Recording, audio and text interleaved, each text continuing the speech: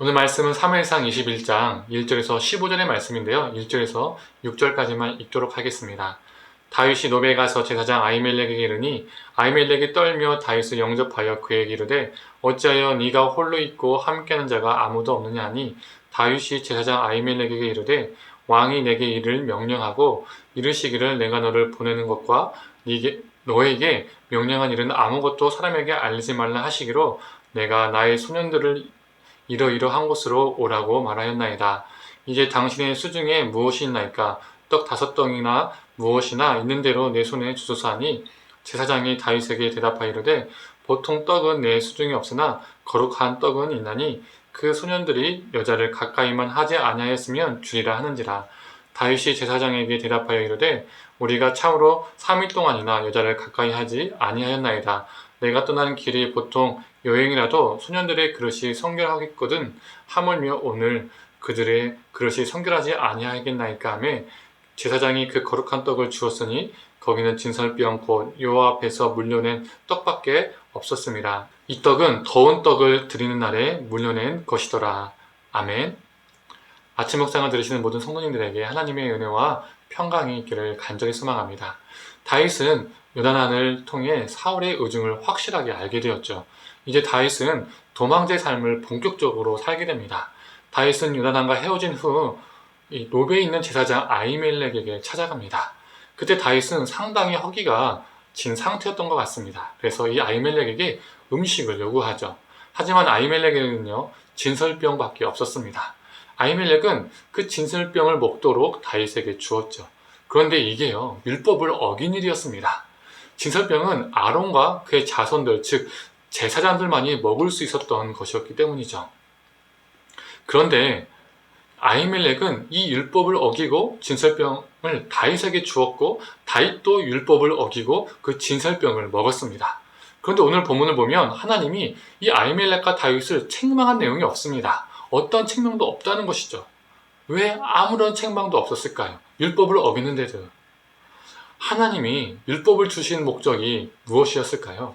즉 하나님께서 이 이스라엘 백성들에게 율법을 주셨는데 그 율법의 본질은 무엇이었을까요? 하나님을 사랑하고 이웃을 사랑하는 겁니다. 이 하나님의 사랑과 이웃 사랑의 토대에 율법이 있는 것이죠.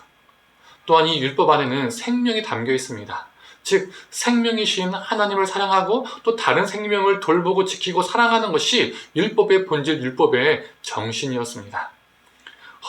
허기진 자들을 먹이는 것은 율법의 본질을 행하는 것이었죠.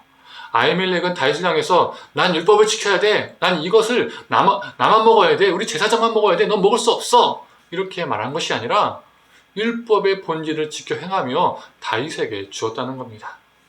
그래서 하나님은 다윗과 아히멜렉이 문자적인 율법을 어겼다고 그들을 책망하지 않으셨습니다. 이와 비슷한 이야기가요 복음서에서도 나오죠. 안식일에 제자들이 배고파서 이삭을 잘라 먹었습니다. 이때 바리새인들이 옳거니 잘 걸렸다. 이 안식일을 지키지 않았다고 책망하고 비판하기 시작합니다. 바리새인들과 그 당시 종교 지도자들은요 율법에 또 새로운 규칙을요 첨가했습니다. 이걸 장로들의 전통이라고 하죠. 그래서 율법에 나와 있지도 않은 규칙들, 안식일에 몇 걸음을 걸으면 되고 안 되고, 그리고 움직이냐 안 움직이냐, 그리고 안식일에 성전에서 제사를 드렸냐 안 드렸냐, 이런 게 그들의 어떤 규칙이 되었고 그들의 전통이 되었고 그게 더 중요했었습니다. 그래서 그들에게는요 배고픈 자의 마음을 헤아릴 수 있는 눈이 없었던 겁니다. 마음이 없었던 겁니다. 그때 예수님이 바리새인들 향해서 이렇게 말씀하셨죠. 마태복음 12장 7절의 말씀입니다.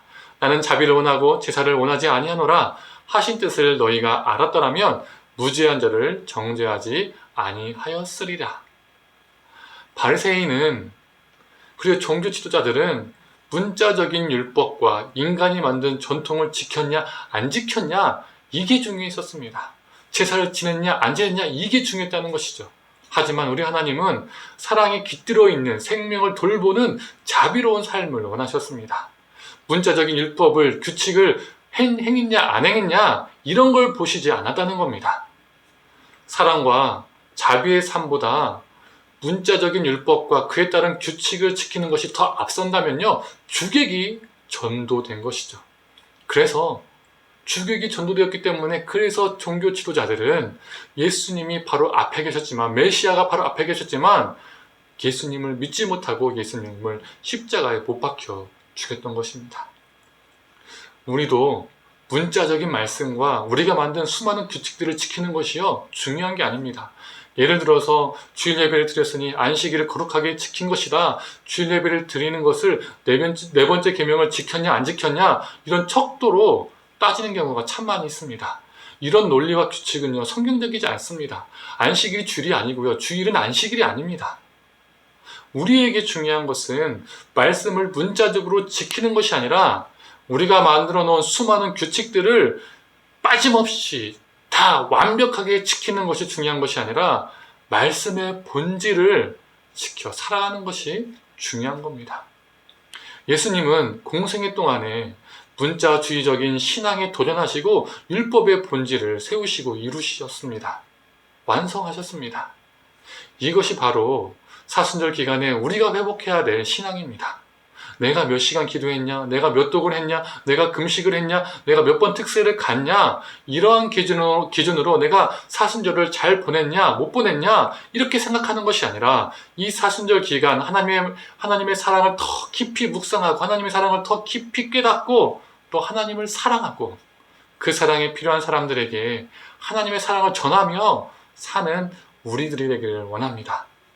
아히멜렉이 문자적인 율법을 지켜 행한 것이 아니라 다윗에게 먹을 것을 주며 율법의 본질을 행했던 것처럼 우리도 율법의 본질, 말씀의 본질인 하나님을 사랑하고 이웃을 사랑하는 귀한 오늘 하루와 사순절이 되기를 간절히 축원합니다. 함께 기도하겠습니다.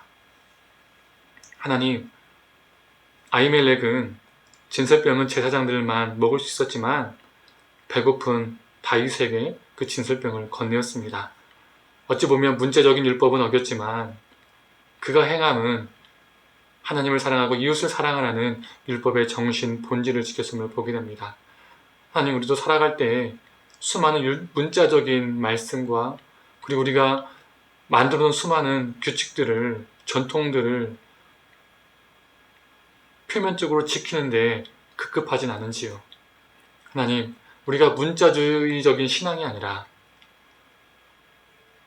우리의 규칙을 완벽하게 지키려고 하는 그런 신앙이 아니라 가장 중요한 것, 말씀의 본질, 하나님을 사랑하고 하나님을 경외하고 그리고 그 사랑으로 생명을 돌보고 생명을 사랑하는 그런 삶을 살게 하여 주시옵소서.